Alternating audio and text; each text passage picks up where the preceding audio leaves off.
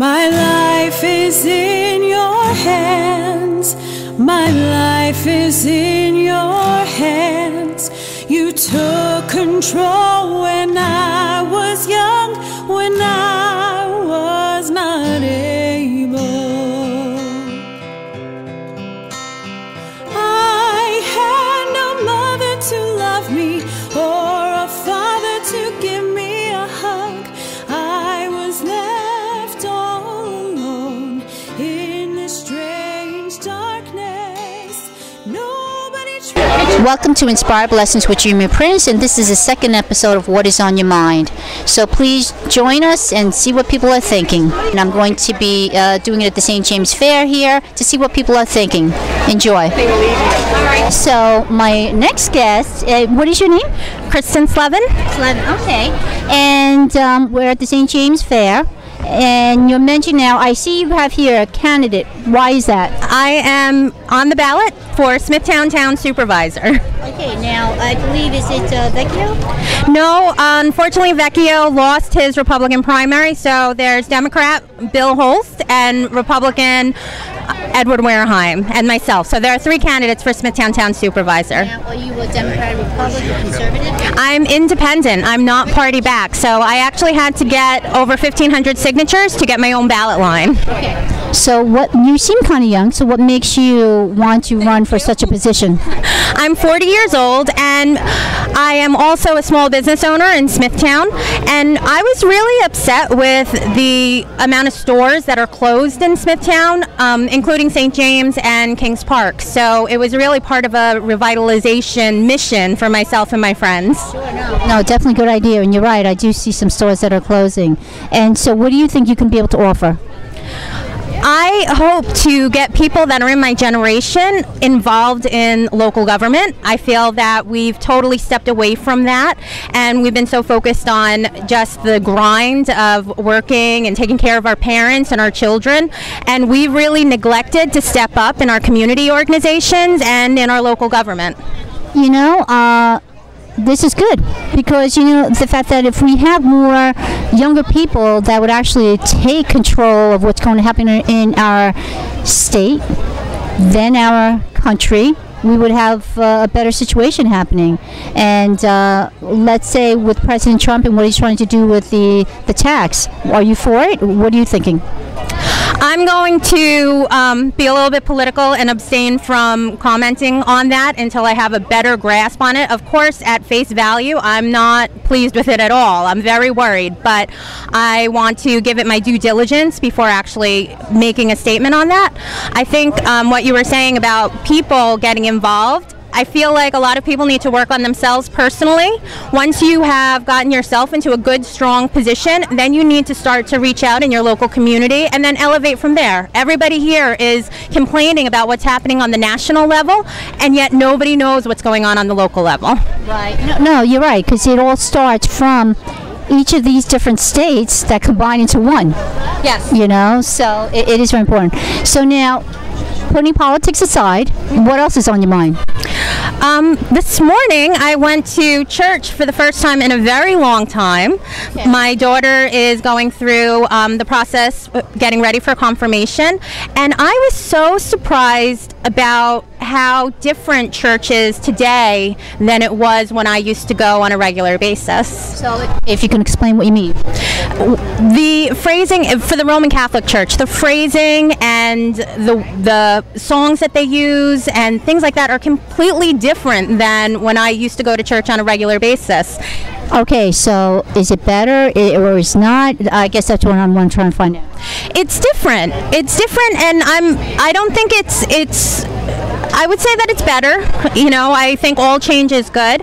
I am struck with it today, and I've been thinking about it a lot because my generation also has sort of vacated a lot of the spiritual institutions, religious institutions, and now to look about moving and going back into the fold, something like that really, you know, it's a barrier. It's a hurdle to go back, and what you knew for so long is not the same. Okay, now, so you can go to, how do I say, a religion type of institution, okay? But do you have a personal relationship with God, with Jesus Christ? I believe in Jesus Christ. I believe in I identify myself with being more spiritual because I believe that the Lord approaches people or speaks to people in a specific language for them, and that it's not for me to judge what name they call the Lord by or how they want to conduct themselves, what their calling is. I think that happens a lot, that people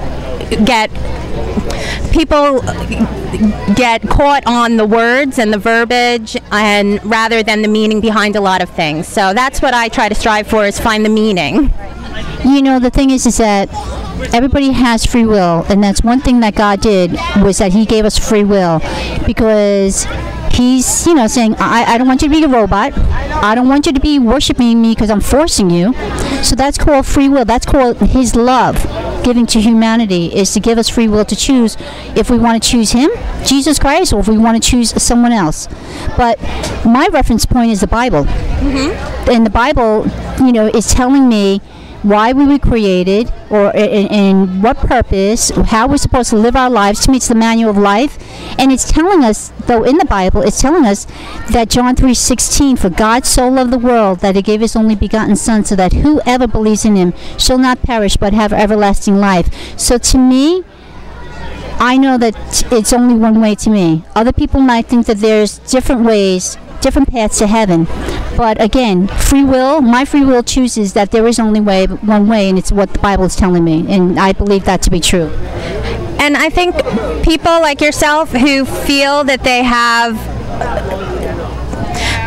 know exactly what their calling is and how they're supposed to use that in the world, it's so important. And I can't explain the reason why I have the feelings that I do, or the hesitation about saying a specific name and standing to, you know, kind of holding to only the one truth, I guess you would say.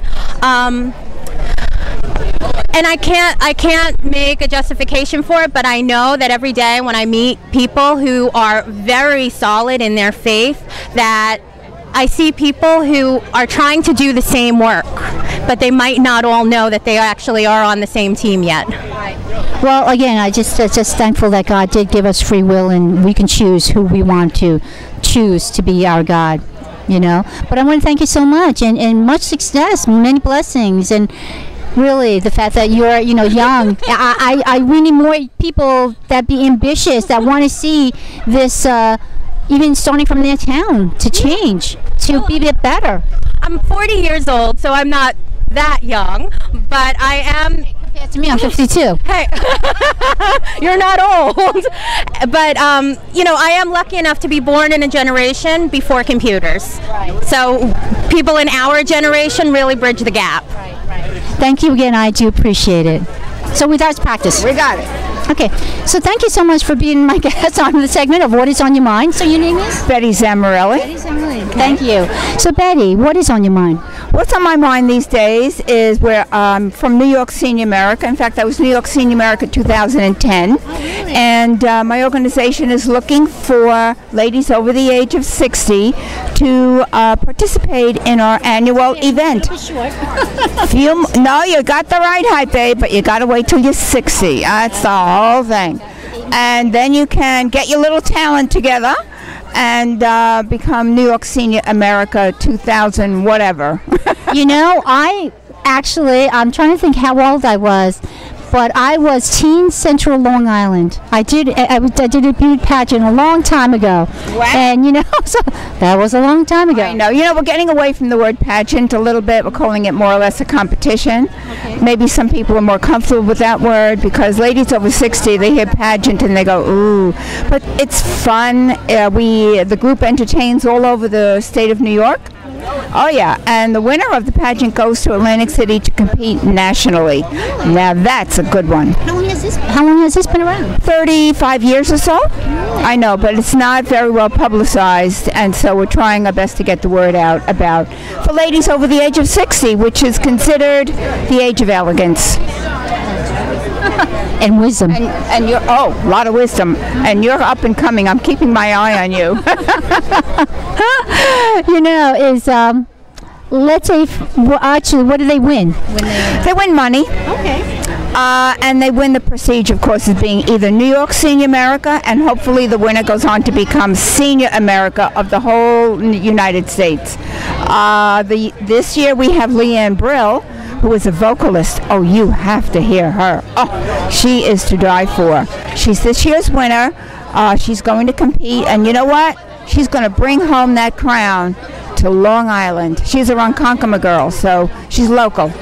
So with that title, what does she end up doing? Does she speak at different events? What comes along with Yes, I take her around to speak all around the state. One big event I go to is the State Assembly and the State Senate. She's introduced up there. She does say a few words up there, but basically we travel the island, and if we can get upstate, we do. And she gives her inspirational words. She's this. Is it a bikini or is it a one-piece? Oh, well, we're talking full-length bathing suit. No bathing suit. It's just Bathing suit. Oh my goodness. no bathing suit. Hey, you want to see these ladies? No bathing suit. You don't want to see that.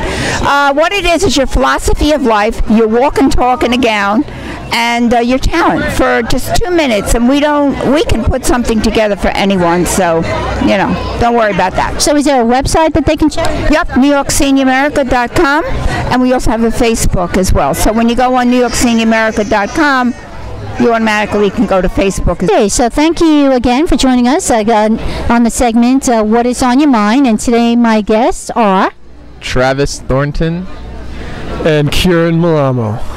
Okay, and they don't want to take their glasses off because, or will you? Anyway, so what is on your mind, and who wants to start? I'll take it away. All the protests, everyone's protesting. Can't we just find some unity? Can't we all just get along? Do you think that they have valid reasons for protesting? It's kind of difficult because some people are tagging along, and then some people actually are feeling oppressed. And if you're ever in a situation like that, I recommend getting out, getting away, Do you think some of these protesters are really valid, where, it's being said that they're getting paid to protest? So, you know what? When you're getting paid to protest, you're doing your job. You're just doing a job. You're not really protesting. I bet you, if it's possible that you ask some of them why they're protesting, do you think they would even know what they're protesting about? Most of them don't. That's for sure. And the issues at hand, are being used to divide us, and that's a real shame. They're turning society against itself. How old are you guys? Oh, I'm 32. 24. So, what are you kind of seeing how things are being played out in this nation? Are you worried?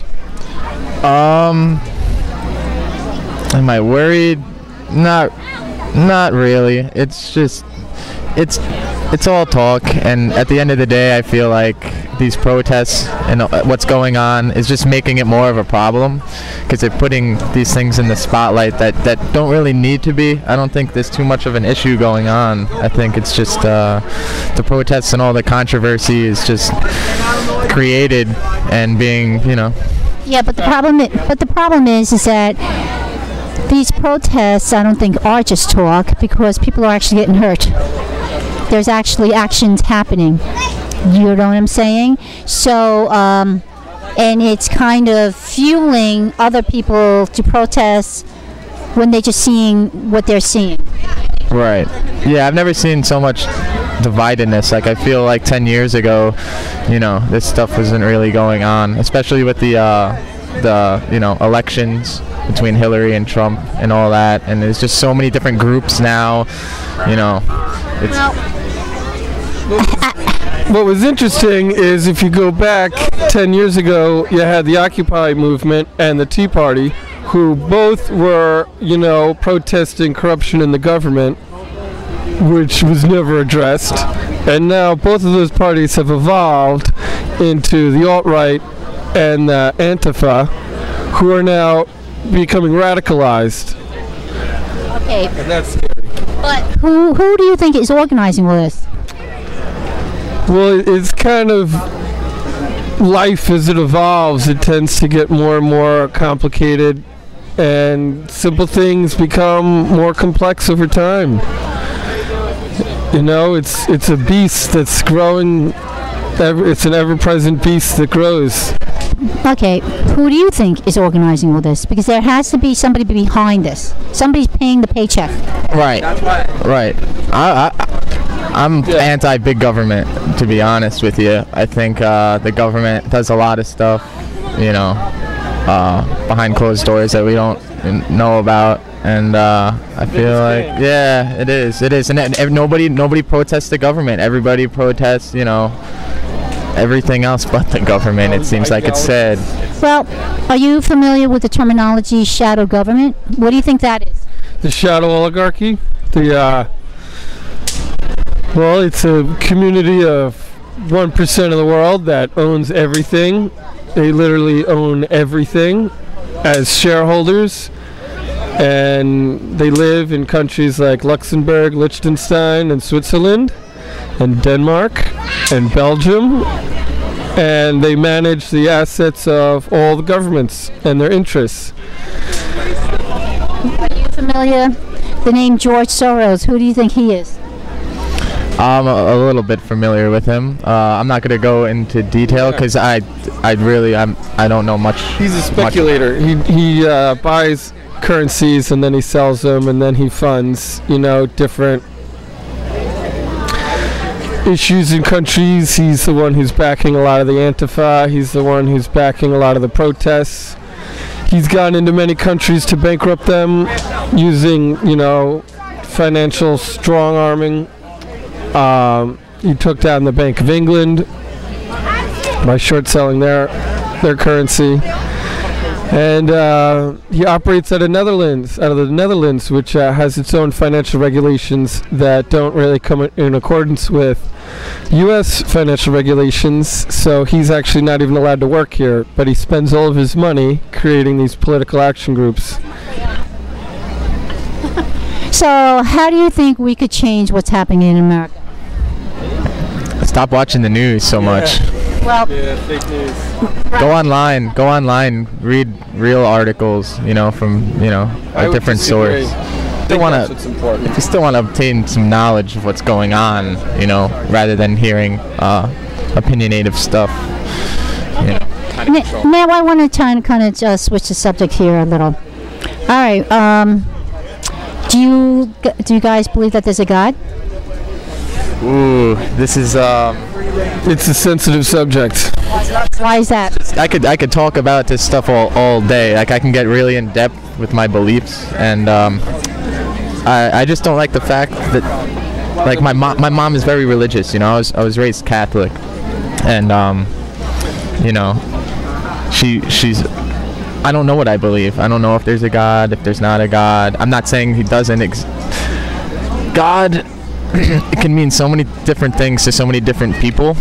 You know, I think a lot of people think like some man up in you know, the heavens controlling everything, but it can mean a lot of different things to a lot of different people. Therefore, I don't know if there is a God, but I don't like to be labeled as a. You know what? I had the same feeling that you did. I did grow up Catholic. I went to church every weekend, was even a flower girl. But I believed in God because I was told to believe in God. Did I believe that the Bible was true? Not really sure. And you know what?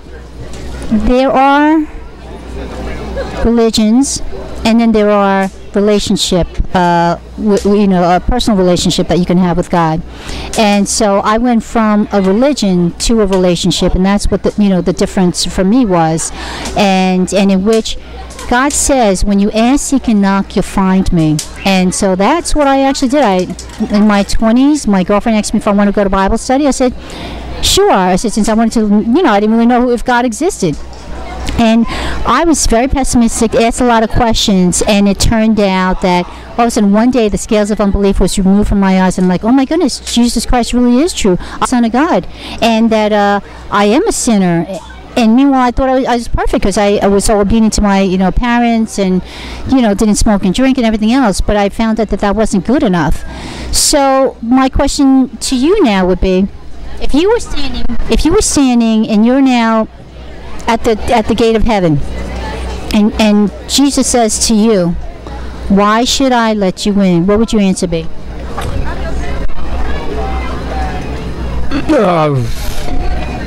It's not St. Peter, it's Jesus. Yeah. I'm a nice guy. People like me. Always have a smile on. Okay. But that's based on works. So you think you could get into heaven based on your own works? I think heaven and hell are manifestations of our opinions of this world, and heaven and hell live here on earth. Okay, you know what I always said? The people that are on earth, if they are going to hell, this is their heaven. If they're going to heaven, this is their hell. Okay? And because of the fact that the Bible talks more about hell than it talks about heaven. Because God is telling you, I don't want you there. This is what you're going to be looking forward to. Is this really what you want? And He's telling you, the most popular Bible verse is John 3:16. For God so loved the world that He gave His only begotten Son, so that whoever believes in Him shall not perish but have everlasting life. Okay? And so... This is all in the New Testament, though, right? This is all mostly in the New Testament. But if you look at the Old Testament, it is preparing for the New Testament, the coming of Jesus Christ. Take a look in Isaiah 53. When it's talking about a person in that chapter of that Bible verse, it's talking about Jesus Christ. So it's Isaiah 53. You have to take a look at. And there's this gentleman by the name of Josh McDowell, atheist. He was in college. Okay, what do you want to say? Oh, I just hate the labels. Like, I just wish everybody just had their own belief, and like, like I have my own belief. Like, I'm not labeled under anything. I just believe what I believe. Okay. I believe that we are the universe. Like, we're made up of particles. Yeah. Wait, can I ask you a question? What would you think if the Romans wrote the New Testament to convert the Jews? You know what? There's different. There are different people with different backgrounds and things like that, but they all have the common denominator of telling you that Jesus is the only way. Okay, and it is said that supposedly that I believe that the Romans said that we better just say that someone stole Jesus' body, otherwise that's going to make it really bad for people that they would believe that Jesus Christ really did rise from the dead. Yeah, but most of that was written 70 years after he passed on. There's huge gaps between 12 and 32. There's a lot of misinformation in the Bible too, as it's been rewritten and revised. I like Lao Tzu and Taoism, where he says that which it is cannot be said. I'm more of a Taoist than a God-fearing Christian, and I've noticed the assimilation of culture through all the Abrahamic religions. The Christians, Jews, and Muslims went everywhere in the world, destroyed all their history, and now, placate this religiosity, which has only torn us into pieces, Okay. So if I could just finish my story where I was mentioning about Josh McDowell. He was an atheist, didn't believe in God. So what happened was his college roommate said, you know what, since you don't believe in God, why don't you do some research and prove that God isn't real? So he did. He did his research, and when he came to the conclusion that Jesus Christ really is the Son of God, and he committed his life to Jesus Christ. And he said, even if you take it mathematically, and I recommend this book called More Than a Carpenter by Josh McDowell, in there he states that over 300 things was prophesied about Jesus Christ in the Old Testament. If you take only 8 of those things to come true in one person's lifetime, it's like taking the state of Texas, filling it with quarters, marking one quarter, throwing it in the state of Texas, blind your, put something on your eyes, turn around 3 or 4 times, now go find that coin. That's a probability of 8 things coming true in one person's lifetime, but Jesus fulfilled over 300 things. Okay, so what I would recommend is even research. Simon Greenleaf, he was a professor as well as other things, and he was able to win 200 cases in a row based on the truth from the lie. so his students told him, hey, since you don't believe, why don't you do your research based on how you tell how you can tell the false from the from the truth. And so he did, and after researching, he got on his knees in front of the class and said, Jesus Christ is my Lord and my Savior. And so it turned out that he was the founder of Harvard Law School. So what I'm trying to say is, I could say to you, you're right, I don't really care about what you think, and you can think of that God and you could think of that God, but Jesus tells us in the Bible to share the good news, because this is the truth. I am the only way. Okay? And he's saying that if we don't share it, if I don't share this with you, and just, and just kind of let you think of your own, God forbid something happens to you, your blood is on my hands. So he says that we're supposed to share the gospel. And in my book, I kind of stated this way: if I see a person and they are in the house, and I see they're on the one end of the house, the other end of the house is burning, and I see how the flames are coming, and it's getting closer and closer to that person, do I stay silent and let you think about it's your God and your God?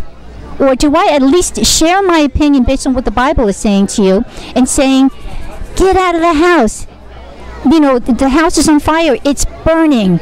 And that's what I'm doing, is sharing the gospel. And this is what I believe to be true. It's up to you, your free will, whether or not you choose to believe that. And if you don't, then maybe you should ask and seek and knock and ask God to help you to know the truth by picking up the Bible and letting it speak to you. Because the thing is the Bible will speak to you. Because here's the thing. We had all these natural disasters. There's people with hurricanes, earthquakes. Many people have lost their lives already. They didn't expect that next morning they weren't going to be waking up. Okay? So tonight isn't even guaranteed for us. So you're not sure? Then it's time really to find the truth. Because right now you're still alive. So I hope... I don't know. I just have a passion because God tells us to share it. And again, I can't tell you to believe, and I can't tell you to believe, but at least research it for yourself. So maybe you may believe. Right. Right? Am I right or wrong? I don't know. Neither. No. What I'm saying is to share it. To share it. Oh, to share it? Yeah, of course. I mean, why not? Yeah, because at least, you know what? Now you got somewhat of an input, and maybe now it'll make you curious to research further as well. Sure. But I thank you so much. Thank you too. I appreciate it, and and so like my Facebook page, and you'll know when this might air. Okay. All right. Awesome. Hey, glad to be on the show. Thank you. Yeah, thank you. Enjoy your day. Take care. Keep in mind that I do speaking events, so if you're interested for me to come to your church or ministry to share my testimony, I'll sing some songs along with sharing from my book. So the fact that the greeting cards, if you want to know what stores they're being sold at, to go to my website at the retail tab, along with, please look for them on Blue Mountain greeting cards in 2018 with my name and the butterfly on it. So this way, if it does well in test stores, then they'll put it in all the other stores as well.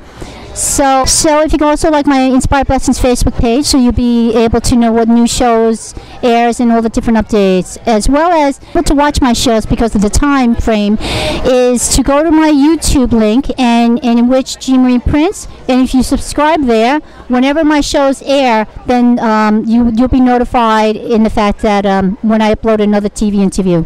So keep Inspired Blessings within arm's reach to help give you comfort when others are at a loss for words. Thank you and God bless. On Inspired Blessings book, CD albums, photograph prints, Jean Marie Prince greeting cards, and speaking engagements, JeanMariePrince.com, as well as Facebook page, Inspired Blessings for updates, and CD Baby to listen to the songs. Thank you and God bless. To accept and receive Jesus Christ as your Lord and Savior, please say this prayer. I know that I am a sinner who needs forgiveness. Jesus, please forgive me for all my sins and purify me. I know that you died and rose again to pay for my sins. I need you to be my Lord and Savior for the rest of my life. Thank you in the name of Jesus. Amen. With man, this is impossible, but with God, all things are possible. My life is in your hands. My life is in your hands. You took control when I was young, when I was not able.